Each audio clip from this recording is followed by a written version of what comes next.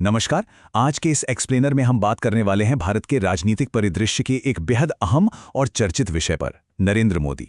हमारा उद्देश्य इस पूरी जीवन यात्रा, उनकी प्रमुख नीतियों और देश पर उनके व्यापक प्रभाव को बिल्कुल निष्पक्ष और स्पष्ट तरीके से समझना है, जो पूरी तरह से हमारे सोर्स मटेरियल पर आधारित है। तो चलिए सीधे इसमें गहराई से उतरते हैं। आज हम इस पूरे सफर को 6 हिस्सों में बांटकर देखेंगे। 1. प्रारंभिक जीवन और संघर्ष। 2.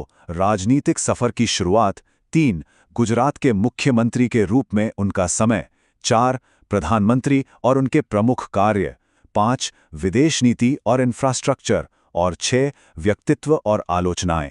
तो चलिए सबसे पहले बात करते हैं भाग 1 की, प्रारंभिक जीवन और संघर्ष। किसी भी बड़ी कहानी को समझने के लिए उसकी जड़ों को समझना बहुत जरूरी है।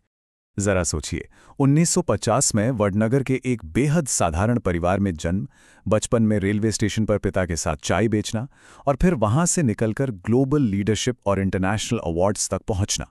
ये कॉन्ट्रास्ट अपने आप में बहुत कुछ कहता है। यही वो शुरुआती संघर्ष थे जिन्होंने इस मजबूत व्यक्तित्व की नींव रखी। अगर हम इस पूरी टाइमलाइन पर एक नज़र डालें तो सफ़र कुछ इस तरह आगे बढ़ा।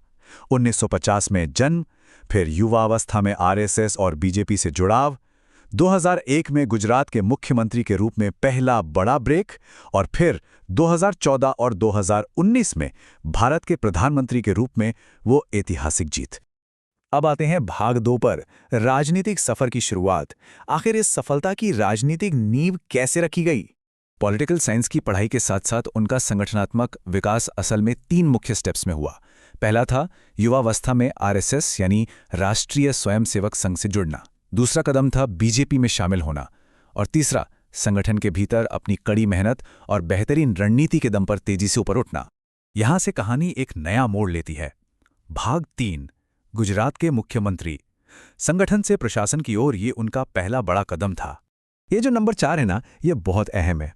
2001 में पहली बार सीएम बनने के बाद वो लगातार 4 बार इस पद के लिए चुने गए। इतना लंबा प्रशासनिक रिकॉर्ड साफ दिखाता है कि लीडरशिप में एक निरंतरता थी और जनता का विश्वास पूरी तरह से कायम हो चुका था। इस लंबे कार्यकाल में फोकस पूरी तरह से डेवलपमेंट पर रहा। वाइब्रेंट गुजरात समिट का आइडिया लाया गया ताकि भारी इन्वेस्टमेंट आ सके। इसके साथ ही इंफ्रास्ट्रक्चर, इंडस्ट्री और बिजली पानी की व्यवस्था को इतना मजबूत किया गया कि गुजरात आर्थिक रूप से एक बेहद सशक्त राज्य बन गया। स्टेट लेवल की सफलता के बाद बारी थी नेशनल लेवल की। भाग 4, प्रधानमंत्री और प्रमुख कार्य। अब यहाँ एक बहुत ही बड़ा सवाल उठता है, 2014 के बाद देश में असल में क्या बदलाव आए? क्योंकि अब नीतियों का दायरा किसी एक राज्य तक सीमित नहीं था, बल्कि पूरे देश तक फैल चुका था। इकोनॉमी के मोर्चे पर 3 बेहद साहसिक कदम उठाए गए। पहला, जीएसटी यानी गुड्स एंड सर्विसेज टैक्स को लागू करना, जो हमारे टैक्स सिस्टम में एक हिस्टोरिक शिफ्ट था। दूसरा था नोटबंदी जैसा बड़ा और चौंकाने वाला फैसला। और तीसरा, डिजिटल पेमेंट्स को जन जन तक पहुंचाना। आज जो हम हर जगह डिजिटल लेन देन देखते हैं, ये उसी का नतीजा है। आर्थिक सुधारों के साथ साथ ग्राउंड लेवल पर आम जनता के लिए भी कई बड़ी योजनाएं लाई गईं। जनधन योजना से बैंकिंग सुविधाएं, स्वच्छ भारत अभियान से साफ सफाई पर जोर, उज्ज्वला योजना के तहत गैस कनेक्शन और आयुष्मान भारत से हेल्थ कवरेज। हमारे सोर्स के मुताबिक इन सब का सीधा लक्ष्य गरीब और मिडिल क्लास को सीधा फायदा पहुंचाना था। कल्याणकारी नीतियों से आगे बढ़कर अब बात करते हैं भाग 5 की, विदेश नीति और इंफ्रास्ट्रक्चर। अगर ग्लोबल लेवल पर देखें तो कूटनीति यानी डिप्लोमेसी काफी आक्रामक रही। अमेरिका, जापान और यूरोपीय देशों के साथ रिश्ते और भी मजबूत किए गए। इसका सीधा नतीजा ये हुआ है कि आज कई बड़े इंटरनेशनल फोरम्स में भारत की आवाज़ और उसका प्रभाव पहले से कई ज़्यादा मजबूत महसूस किया जाता है। और घरेलू मोर्चे पर हाईवेज, रेलवे और एयरपोर्ट्स का जिस तेज़ी से विस्तार हुआ है वो कमाल है। आधुनिकीकरण के लिए स्मार्ट सिटी और डिजिटल इंडिया मिशन लाए गए। इसके साथ ही सुरक्षा को सबसे ऊपर रखते हुए सेना को मजबूत करने और आतंकवाद को लेकर बहुत ही सख्त नीतियां अपनाई गई। अब आते हैं हमारे आखिरी लेकिन बेहद जरूरी हिस्से पर, भाग 6, व्यक्तित्व और आलोचनाएं।